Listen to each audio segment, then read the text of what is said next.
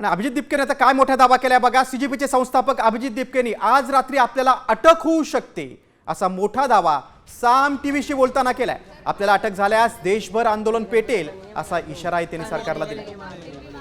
बघा अभिजित दिपकेंशी एक्सक्लुझिव्ह बातचीत केली आमचे प्रतिनिधी माधव सावरगावे यांनी।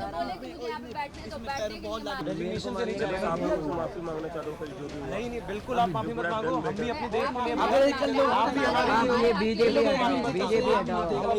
त्या तरुणांशी बोलतोय, स्वतः इथं आलेला आहे। अभिजित सगळ्या तरुणांशी बोलतोय आणि सगळ्या तरुणांना असं वाटतं की बोलावं। आताची ही सध्याची जंतर मंतरवरची स्थिती कशी दिसते? जंतर मंतरची जी स्थिती आहे की जंतर मंतरवरनं हे लोक जाणार आहे जोपर्यंत धर्मेंद्र प्रधान यांचा राजीनामा होणार। 4-5 मागण्यापैकी 4 मागण्या पूर्ण केल्यात असं म्हणतायत। तर त्या संदर्भात आता तुमची चर्चा कशी या पद्धतीने होऊ शकते? नाही, आमच्या क्लिअर डिमांड आहे धर्मेंद्र प्रधानचा राजीनामा। ज्या परिवारांच्या मुलांनी आत्महत्या केली त्यांना कंपन्सेशन भेटलं पाहिजे आणि ज्या ज्या मुलांवर खोट्या केसेस करण्यात आल्या 20 जुलैवर त्यांना सगळ्यांना सोडण्यात आलं। या सगळ्या आई ताईशी बोलला, त्यांचं काय भावना होत्या? त्यांचं हेच म्हणणं आहे की त्यांचा आशीर्वाद माझ्यासोबत आहे, मागे सरकू नको, त्यांचं हे म्हणणं आहे। पण आता रात्रीच्या वेळेस ज्या पद्धतीनं एक मैं मराठीत करतो ना 2 मिनिट, आता रात्री अटक होईल असं तू म्हणणं होतं। NSA लावा, UAPA लावा, जे लावायचे ते करा। वाटलं तर जंतर मंतरवर जलियनवाला बाग करून टाका, पण आम्ही इथून सरकणार नाही।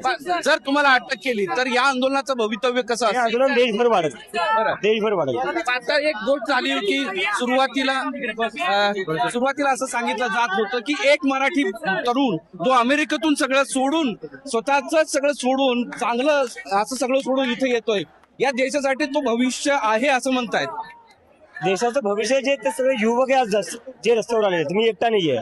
जर हे लोक रस्त्यावर आले नसते तर ही मुवमेंट जी आहे ती एवढी मोठी झाली नसते। पण धर्मेंद्र प्रधान यांचा राजीनामा सरकार का घेत नाही असा एक प्रश्न उपस्थित हे होतो। तर सरकारलाच विचारावं लागेल। त्यांच्यासाठी करोडो युवक महत्वाचे का एक धर्मेंद्र प्रधान महत्वाचं आहे? तर हे असं सरकार का करतं की एवढे सगळ्यांचा संताप? अहंकार, दुसरं काही नाही, अहंकार। आणि त्यासोबतच तुमच्यावर गुन्हा दाखल करणं किंवा ह्या सगळ्या गोष्टी होत सारखं मी तर म्हणतो करून टाका।